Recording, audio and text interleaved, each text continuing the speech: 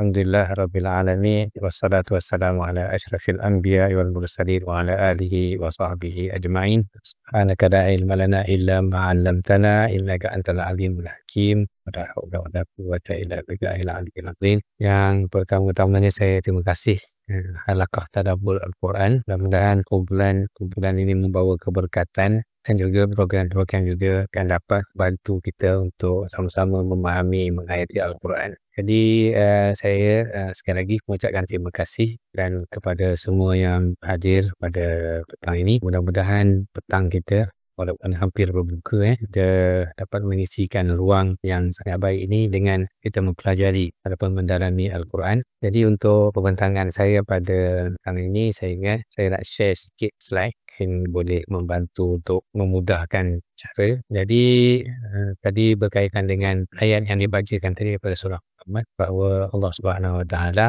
mengajak kita ataupun memberi kesedaran kepada kita untuk kita tadabbur Al-Quran. Kalau kita melihat kepada pengertian tadabbur ni memang daripada bahasa Arab. Jadi kalau kita lihat penggunaannya, sebenarnya daripada perkataan tadabbur itu kita boleh ambil dalam bahasa Melayu. Kita menggunakan, ada perkataan tadabbur itu kita gunakan di dalam bahasa Melayu, iaitu perkataan pentadbiran.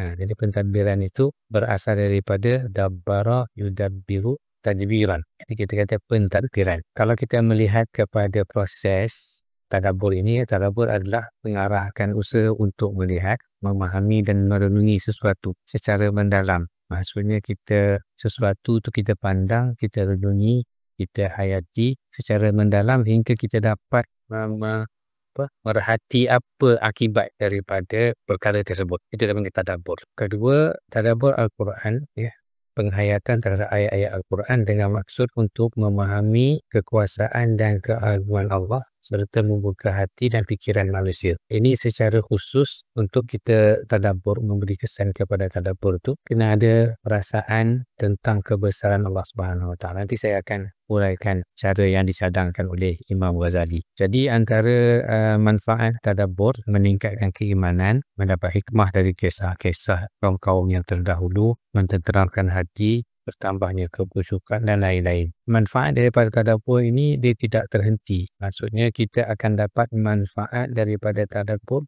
selama kita berusaha untuk tadabbur ayat. Dan hasil daripada tadabbur itu tidak pernah habis. Maksudnya Al-Quran itu akan memberi kepada kita berbagai-bagai kefahaman, berbagai-bagai ilmu, berbagai-bagai rasa yang tidak akan ada kesudahannya. Itu kelebihan daripada tadabbur.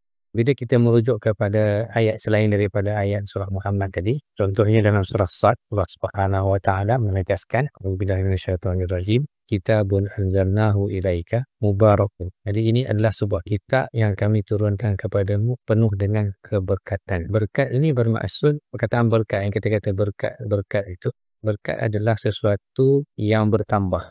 Itu katakan satu keberkatan. Jadi sifat Al-Quran itu memberi keberkatan kepada semua yang berkait dengan Al-Quran. Kalau kita membaca Quran, sama ada keberkatan itu di dunia, maksudnya di semasa kita hidup atau selepas kita mati, dalam kubur, di hari akhirat, di padang mahsyar, dalam syurga. Keberkatan Al-Quran itu sentiasa bertambah. Contohnya di dalam kubur kita boleh melihat hadis-hadis Nabi. Contohnya Nabi mengatakan bahawa surah Mulk akan menjadi penghalang seseorang itu daripada azab kubur. Kemudian di akhirat nanti Nabi bersabda bahawa surah antaranya surah Al-Baqarah dan surah Al-Imran akan menjadi peguam bela kepada orang yang membacanya atau yang menghafalnya. Begitu juga di dalam syurga nanti, dalam hadis menyatakan bahawa orang yang hafal Al-Quran itu di dalam syurga nanti akan diminta untuk membaca Al-Quran. Apabila dibaca satu ayat, dengan bacaan tersebut dia diangkat satu darjat. Jadi keberkatan Al-Quran itu kita lihat sentiasa berlaku.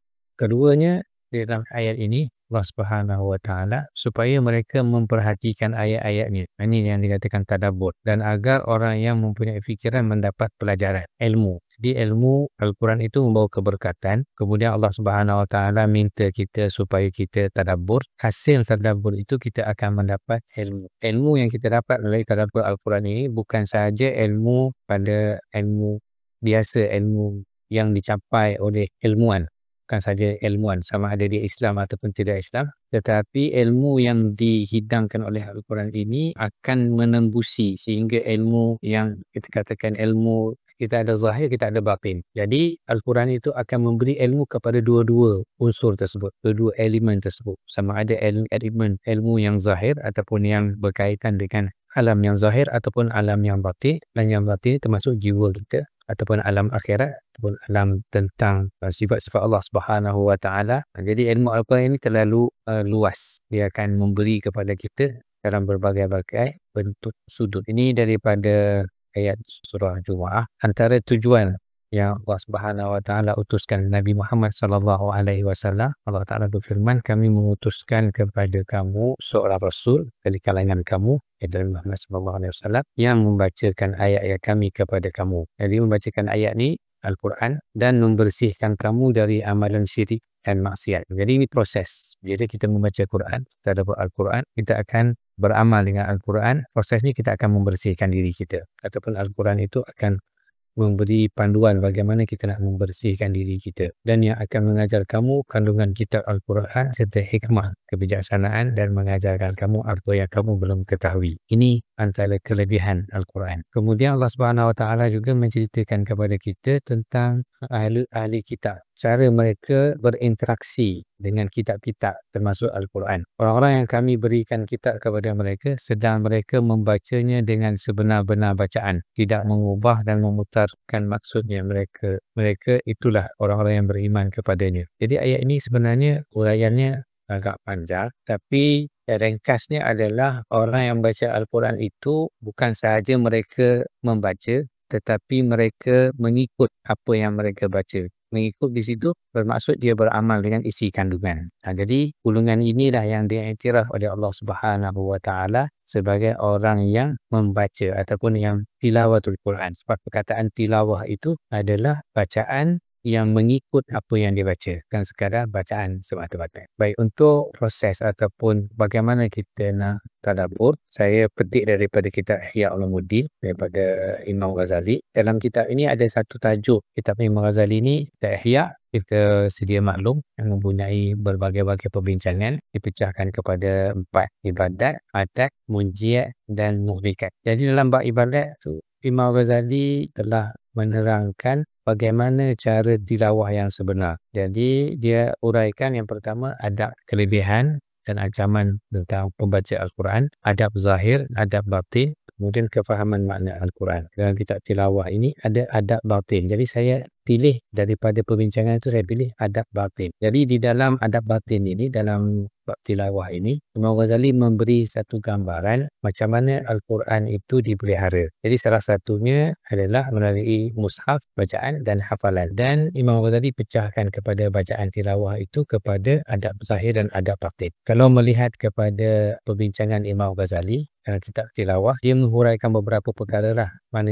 tilawah itu ibadat yang terbaik, dia memberi syafaat. Ini tentang kelebihan membaca Al-Quran. Kemudian diterangkan juga selain pada kelebihan, ancaman, iaitu orang yang tidak beramal dengan Al-Quran, dia akan dilaknat oleh Allah Subhanahu Wa Taala, akan diazab dan sebagainya. Jadi dalam bab yang pertama itu dia menghuraikan tentang kelebihan dan ancaman orang yang membaca Al-Quran. Kemudian di dalam adab zahir, dia menghuraikan adab-adab yang biasa yang kita tahu, baca isti'adzah, berwuduk, bersih dan sebagainya. Kemudian dalam bab tilawah yang dikatakan adab batin, beliau telah menghuraikan 10 perkara. Yang ini yang kita akan fokus, 10 perkara yang dihuraikan oleh Imam Ghazali secara detail. Jadi yang pertama, saya huraikan secara ringkas dahulu. Yang pertama, memahami sumber kalam, merasai keagungan bicara Allah, hadir hati, kemudian tadabbur. Jadi Imam Ghazali meletakkan proses tadabbur itu adalah ke tahap yang keempat. Jadi yang pertama, memahami keagungan kalam Allah, merasakan kalam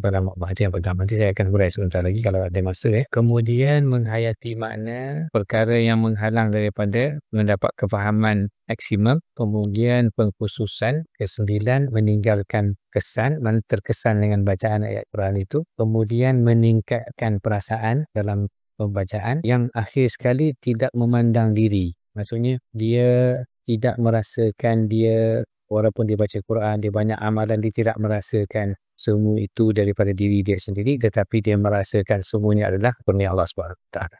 Jadi yang 10 tadi saya pecahkan kepada beberapa pecahan. Yang pertama, sebelum daripada kita nak baca Quran, sebelum kita nak tadabbur, menyedari dahulu kita perlu ada kesedaran dalam diri kita, dalam jiwa kita tentang ayat ataupun kalam ataupun Quran yang kita nak baca itu daripada mana, sehingga kita mendapat rasa kebesaran, keagungan kalam tersebut. Ini yang sebelum. Kemudian sebelum kita baca Al-Quran itu perlu ada rasa keagungan Allah Subhanahu Wa Taala dalam kita membaca. Jadi dua perkara ni kita kena usahakan sebelum daripada kita membaca. Semasa kita membaca, kesan daripada kedua-dua tadi, ia akan menimbulkan rasa hadir hati yang penuh. Maknanya hati kita akan memberi tumpuan kepada bacaan kita. Mungkin kita tak faham, ada kemungkinan lah sebab kita bukan orang Arab. Imam Ghazali dia berbicara dalam kitab Arab, mungkin yang membaca itu orang Arab. Tapi sekurang-kurangnya kalau kita membaca dalam keadaan hati kita sedar kebesaran dan keagungan Allah Subhanahu Wa Taala, bacaan kita tu ataupun kita membaca Al-Quran itu dengan penuh rasa, saya beri contoh lah. Selalu saya beri contoh macam ni. Kalau nama siapa, Ashur nama. Okey. Katalah Ashur sekarang ni tiba-tiba dapat satu message. Message tu tak tahu siapa yang menghantar message. Kemudian saya tanya Ashur ada dapat message? Apa message-nya? Assalamualaikum. Katalah message-nya hanya Assalamualaikum. Tapi nombornya tidak diketahui siapa yang menghantar tu atau message tu, siapa yang punya. Kemudian saya tanya Ashur, tahu siapa? Dia kata tak tahu. Yang Ashur kata tak tahu. Okey. Kemudian saya beritahu. Saya kata, Ashur tahu tak? Yang hantar tu adalah Perdana Menteri Malaysia. Jadi perasaan, apa perasaan kita? Mungkin yang dia punya mesej hanya Assalamualaikum. Tapi bila kita tahu daripada mana sumber mesej tersebut, perasaan kita akan berubah. Kemudian katalah Ashur pun balas. Ashur tanya, okey, Waalaikumsalam warahmatullahi wabarakatuh. Boleh tahu siapa yang berhubung dengan saya? Tiba-tiba yang menjawab tu, adakah, katakan kita tanya, adakah tuan ini Perdana Menteri ke apa? Dia jawab, tidak, saya adalah, katalah dia kata saya adalah yang di-Pertuan Agong. Mana bukan Perdana Menteri, Pertuan Agong lagi besar. Jadi perasaan kita akan bertambah apabila kita mengenali, kita tahu daripada mana sumber tersebut. Jadi begitu Al-Quran. Sebelum kita membaca Quran, kita kena beri kesedaran kepada hati kita, kepada minda kita, kepada perasaan kita. Ini yang kita nak baca ni, kalam siapa. Kalau ada perasaan itu, macam tadi kita dapat bayangkan perubahan perasaan kita. Jadi selama ni, kalau kita hanya membaca Quran sahaja, kita kena beri kesedaran dahulu pada jiwa kita. Supaya perasaan itu ada, jadi kita membaca itu dengan penuh rasa, macam-macam perasaan.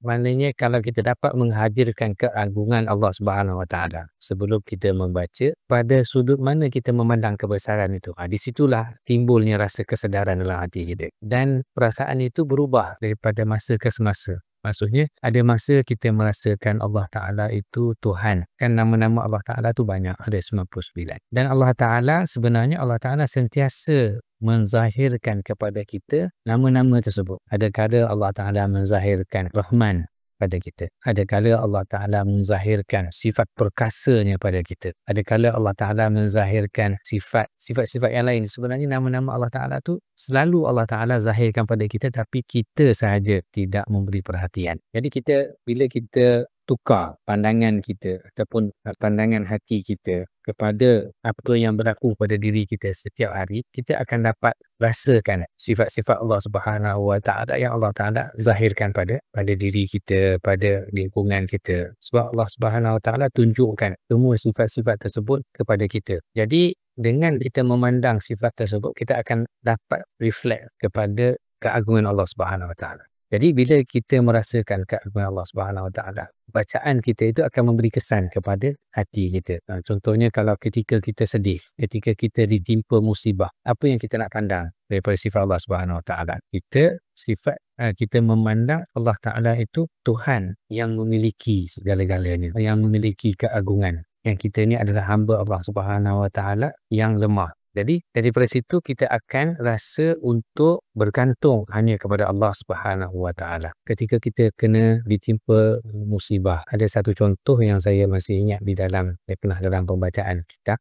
Satu ketika ada pada zaman lama dah, zaman dahulu, seorang wali Allah, dia bersama-sama dengan orang Islam yang lain menaiki kapal. Bila sampai ke tengah-tengah, tiba-tiba kapal tersebut dipukul oleh ombak yang sangat kuat. Orang yang berada dalam kapal tu semuanya rasa takut, bimbang. Mereka melihat ada seorang yang tenang saja, tidak terganggu ataupun tidak merasa bimbang dengan cuaca, dengan keadaan ketika itu. Jadi orang pun bertanya kepada dia dan minta dia doakan. Yang saya ingat dalam doa dia kata macam ni kepada Allah Ta'ala, "Ya Allah, Engkau telah tunjukkan kepadaku keagunganmu, maka aku pohon supaya Engkau tunjukkan pula kemurahanmu, kemuliaanmu kepada kami."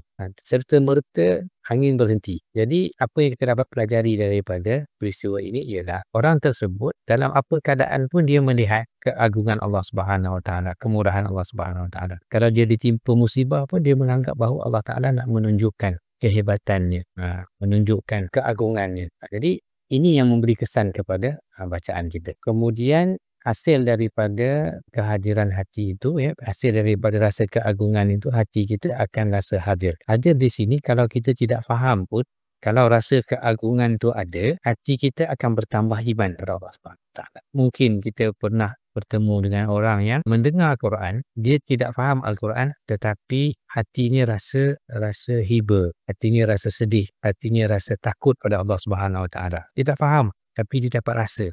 Ini yang kita katakan bahawa Al-Quran itu sama ada kita faham ataupun tidak faham, dia sebenarnya memberi kesan kepada hati kita. Terutama apabila kita membaca dengan merasakan kebesaran dan keagungan Allah Subhanahu Wa Taala. Kemudian setelah itu kita tadabbur. Tadabbur ni kita merenung ayat tersebut. Dan Imam Ghazali pecah lagi. Selain daripada tadabbur, kita perlu ada tafahum, mendapat kefahaman. Maksudnya kita cuba meneliti, kita cuba mengkaji ayat tersebut. Dalam macam contoh Allah Ta'ala kata, "Wa fi anfusikum afala tubsirun." Allah Ta'ala tanya, tidakkah kamu melihat diri kamu? Jadi yang Allah Ta'ala minta kita melihat kebesaran dan keagungan Allah Ta'ala yang Allah Ta'ala tunjukkan, yang Allah Ta'ala jadikan pada diri kita. Jadi kita mengkajilah, kita belajar sains untuk kita memahami susunan tubuh kita. Contohnya kita makan. Kita tahu kita suap makanan. Tapi macam mana berlakunya proses makanan itu masuk, macam mana dihadamkan, macam mana diuruskan oleh Allah Subhanahu Wa Taala, menghantarkan untuk diproses menjadi tenaga, diproses menjadi darah daging kita, dan berbagai-bagai lagi proses-proses yang kita sendiri tidak tahu macam mana perkara itu berlaku dan macam mana nak laksanakan perkara tersebut. Semuanya diurus oleh Allah Subhanahu Wa Ta'ala. Begitu juga kita melihat kepada makanan yang kita makan tu sebelum makanan tu sampai kepada kita. Contohnya Allah Ta'ala sebut dalam Al-Quran, "Falyanzuril insanu ila ta'ami." Hendaklah seorang manusia itu melihat akan makanan yang dia makan. Kita nanti sebentar lagi kita nak buka puasa. Jadi kita boleh tadabbur, bukan tadabbur ayat Quran sahaja. Kita boleh tadabbur akan ayat-ayat Allah yang Allah Ta'ala jadikan pada alam ini. Sebab dalam Al-Quran, Allah Ta'ala sebut ayat Quran itu kita fahamlah ayat. Tetapi Allah Ta'ala menyatakan bahawa bumi ini juga adalah ayat. Alam ini juga adalah ayat. Sebagaimana kita baca di dalam surah Yasin ayat "Wa ayatul lahumul ardul maitatu." Bagi mereka itu tanda ataupun ayat bumi. Jadi bumi ini menjadi ayat tanda kepada kita tentang kebesaran keagungan Allah Ta'ala. Jadi bila salah satunya adalah makanan kita. Jadi Allah Ta'ala perintahkan supaya kita melihat bila kita makan tu, janganlah hanya yang kita nampak sedapnya makanan tu. Tapi kita kena pandang bagaimana Allah Subhanahu Wa Ta'ala menunjukkan kebesaran, keagungan, kehebatan Allah Ta'ala pada menjadikan makanan tu. Jadi ini adalah tadabbur yang perlu kita buat. Hari-hari kita boleh buat.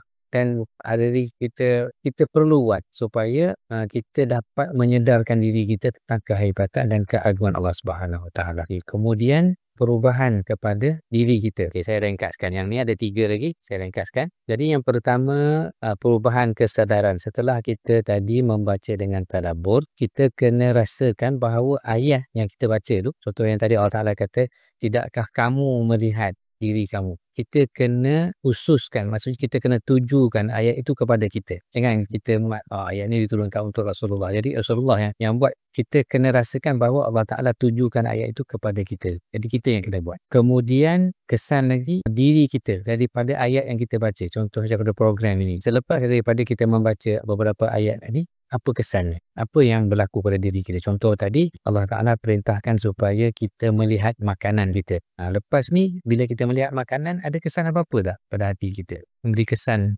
nampak tak keagungan Allah Subhanahu Wa Ta'ala? Dan yang seterusnya, tarakki. Tarakki ini dalam bacaan, dia memberi kesan, kita mula-mula kita, kata Imam Ghazali, dibahagikan kepada orang baca Quran tu kepada ghaflah. Ghaflah ni orang yang baca saja, artinya mungkin lalai dan sebagainya. Atas daripada ghaflah itu, orang itu mula sedar bahawa dia sedang membaca Al-Quran di hadapan Allah Ta'ala. Kemudian ditingkatkan lagi, dia merasakan bahawa dia benar-benar dilihat oleh Allah Subhanahu Wa Ta'ala. Dan yang ketiganya, dia merasakan seolah-olah dia ni yang ada hanya Allah Subhanahu Wa Ta'ala sahaja. Dan yang akhir sekali adalah tabarri. Tabarri ni, ini yang penting. Tabarri ini adalah setelah Allah Ta'ala kurniakan kita berbagai-bagai, contohnya dalam bacaan Quran, contoh kita dapat baca Quran dengan baik, kita dapat tadabbur dengan baik, kita dapat amalkan Quran dengan baik, kita dapat melaksanakan ibadat dengan baik. Kata Imam Ghazali, tabarri ni kita mesti berlepas diri kita daripada amal tersebut. Maksudnya, kita mesti rasakan bahawa semua amalan itu Allah Ta'ala kurniakan kepada kita. Tanpa kurnia Allah Ta'ala, tanpa daya dan upaya yang Allah Ta'ala berikan pada kita, kita tidak akan dapat beramal, melakukan amalan tersebut. Jadi dengan ini, dengan cara ini, maknanya kita berada, kita duduk dalam la haula wala quwwata illa billah. Tiada daya dan upaya, melainkan daya dan upaya yang Allah Ta'ala berikan kepada kita. Inilah amalan yang terbaik dan inilah amalan yang perlu kita serahkan di dalam puasa kita. Saya ingat cakap itu dahulu dalam perkongsian saya pada petang ini. Terima kasih. Aqulu qawli hadza wa astaghfirullahal azim li wa lakum. Assalamualaikum warahmatullahi wabarakatuh.